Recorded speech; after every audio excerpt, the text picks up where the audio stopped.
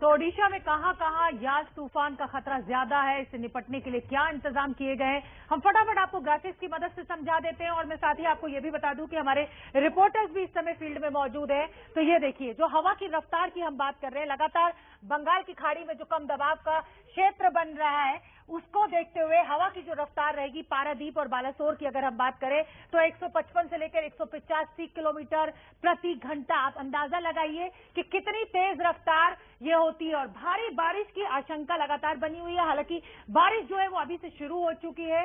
कहां कहां बारिश का अनुमान है ये मैं आपको फटाफट अब बता देती हूं। मयूरभंज, जाजपुर, पुरी, कटक और खुर्दा में ये भारी बारिश का अनुमान लगाया जा रहा है। और आगे बढ़ते हैं, और जहां बहुत भारी बारिश, देखिए एक जगह तो है कि एक एवरेज रेनफॉल होगा, लेकिन जहां भारी बारिश होनी है, बहुत ज्यादा बारिश होनी है, वहां के हम शहर आपको वहां के जगह बता देते हैं। जगत सिंहपुर, बालासोर, केंद्रपाड़ा और भद्रक, ये वो 4 जिले जहां पर भारी बारिश की आशंका मौसम विभाग ने जताई है। और रेड अलर्ट कहां कहां जारी किया गया है आप इसको भी समझिए। जिन जिलों में ये रेड अलर्ट जारी किया गया है, केंद्रपाड़ा, जगत सिंह, बालासोर और भद्रक। बालासोर के लिए कहा जा रहा है कि यहीं पर लैंडफॉल होना है, तो सबसे ज्यादा नुकसान, सबसे ज्यादा तबाही अगर कहीं तूफान मचा सकता है तो वो है बालासोर, और इसीलिए इसी के चलते रेड अलर्ट जारी किया गया है। और ये जो पूरा यास तूफान है, ये किस राज्यों में अपना असर दिखाएगा वो आपके सामने।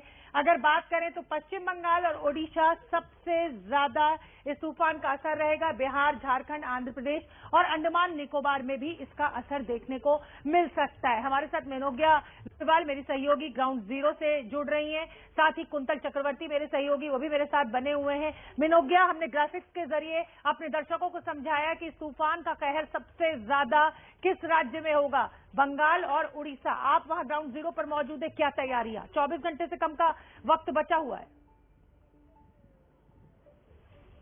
बिल्कुल, ये आखिरी कुछ घंटे हैं, इंतजार लगभग खत्म हो जाएगा कल दोपहर तक, क्योंकि साइक्लोन यस अपना तेवर दिखाएगा। लेकिन तेवर किस तरह से होंगे ये अभी कह पाना थोड़ा सा मुश्किल है। दरअसल यहाँ के 50 किलोमीटर की थोड़ी सी दूरी पर भी ये चला जा रहा है, यानी कि इसका जो सेंटर है, जो लैंडफॉल का सेंटर है, वो धीरे धीरे यहाँ से धामरा की तरफ जा रहा है और फिर कभी इस तरफ आ रहा है।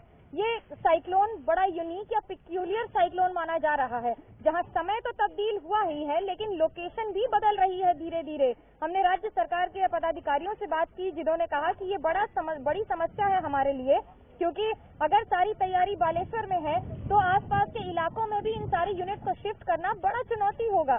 जैसा कि वैक्सीनेशन का प्रोसेस है वो पहले इस इलाके में रोका गया है, फिर आसपास के सारे तटवर्ती इलाकों में रोका गया है।